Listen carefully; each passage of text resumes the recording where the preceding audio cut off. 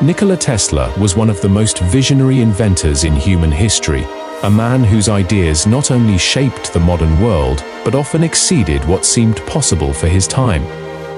Born in 1856 in what is now Croatia, Tesla arrived in the United States with little more than a letter of introduction and a head full of brilliant ideas. Yet despite his towering intellect and scientific legacy, why was it that Tesla died alone in a small New York hotel room in 1943, broke and largely forgotten by the very society his inventions helped modernize? What chain of events could have brought Nikola Tesla to such ruin? Understanding why a genius of such magnitude ended his life in poverty requires a look into a story filled with ambition, betrayal, corporate greed, and the tragic price of being too far ahead of one's time.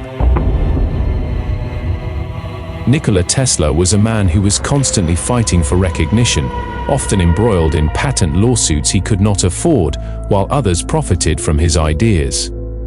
Tesla's most important and enduring contribution was his work on alternating current, or AC, which became the backbone of the modern electrical grid and was supported by industrialist George Westinghouse.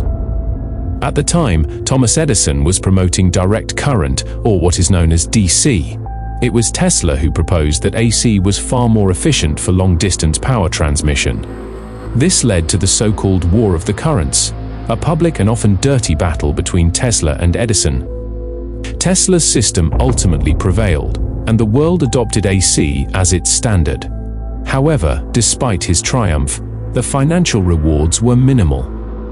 In a moment of selfless loyalty, Tesla voluntarily gave up his royalty agreement with Westinghouse to help the struggling company stay afloat and continue operations.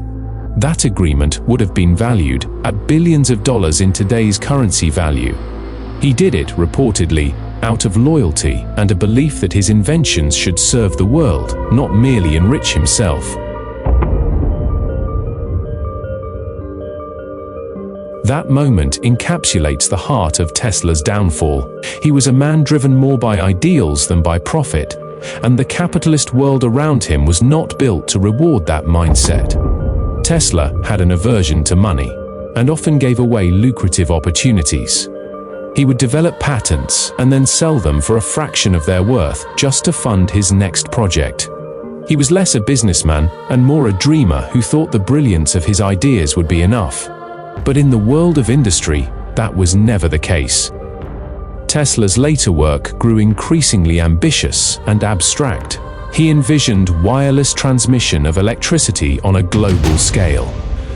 The Wardenclyffe Tower, which he began constructing on Long Island in the early 1900s, was meant to achieve this. He claimed it would transmit free energy through the Earth's atmosphere, making power accessible to everyone on the planet. The idea was breathtaking in scope, but it terrified investors.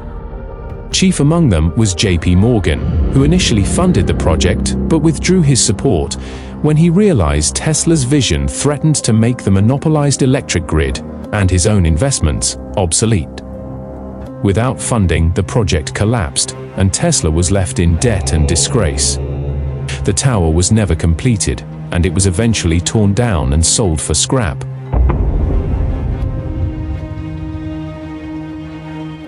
Tesla also suffered the misfortune of being overshadowed by people who were far less inventive, but were adept at capturing fame and attention and managing their public image.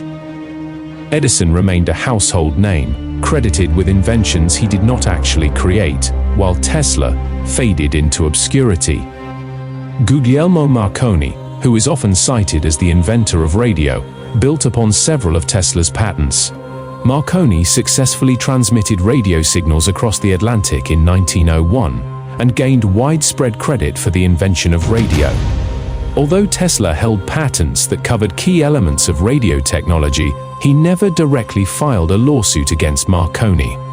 Even though Tesla strongly believed that Marconi's work relied on his own patented technologies, particularly his radio circuit designs. The legal battle came when the Marconi Wireless Telegraph Company tried to sue the US government for patent infringement during World War I, demanding compensation for the use of its radio technology. The US government challenged Marconi's patent claims, which led to a landmark decision in 1943 by the US Supreme Court, which ruled that Tesla's patents had priority over Marconi's. The court stated that Tesla's work laid the foundation for modern radio. Ironically, Tesla died just months before the ruling, broke and largely forgotten. He didn't live to see his rightful recognition as the pioneer of radio technology. Tesla was constantly fighting for recognition, often embroiled in patent lawsuits he could not afford, while others profited from his ideas. In the later years of his life, Tesla became increasingly reclusive. He continued working on experiments, many of them unproven and speculative, such as death rays and mechanical oscillators that could cause artificial earthquakes. The media began portraying him more as a mad scientist than a genius inventor. Public funding dried up, and no serious financial backers remained. Despite his eccentricity, he retained his intellectual rigor and spent countless hours feeding pigeons in New York's Bryant Park, often claiming he had formed deep emotional bonds with them. It was a symbol of how far he had drifted from the high society and industrial elite he once mingled with.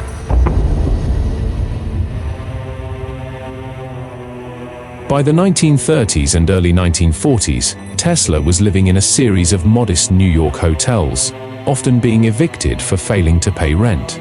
His financial situation had deteriorated to the point where he was subsisting on handouts from friends and admirers, including the occasional quiet stipend from Westinghouse executives who wanted to honor his contributions discreetly. When he died in 1943 in room 3327 in the New Yorker Hotel, he was alone, buried in debt, and barely acknowledged by the world he helped electrify. His possessions were seized by the US government under the Alien Property Custodian, despite the fact that he was a naturalized American citizen. Even today, many of his notes and ideas remain shrouded in mystery and speculation. Tesla died broke, not because he lacked brilliance, but because the world he lived in wasn't built to support a man like him, who was a passionate dreamer, intellectual and visionary scientist, a man whose ideas could and did revolutionize human society. He was a visionary in a time that rewarded conformity and commercial pragmatism. He gave more than he received, not out of naivety, but out of a deep belief that knowledge should be shared and that energy should be free. He lived without regard for money, marketing, or personal wealth, and in doing so, he became a martyr to science and social progress. His downfall serves as a stark reminder of how genius alone is not always enough in a world driven by profit and power. Today, Tesla's legacy has undergone a dramatic resurgence. His name graces cutting-edge electric vehicles, and he is widely recognized as the father of modern electricity. During his lifetime, Nikola Tesla gave the world unimaginable gifts and asked for nothing in return. And tragically, that is exactly what he received. I'd like to thank you for joining us in exploring the life of Nikola Tesla, and I invite you back for our next episode of The Rise of Humans.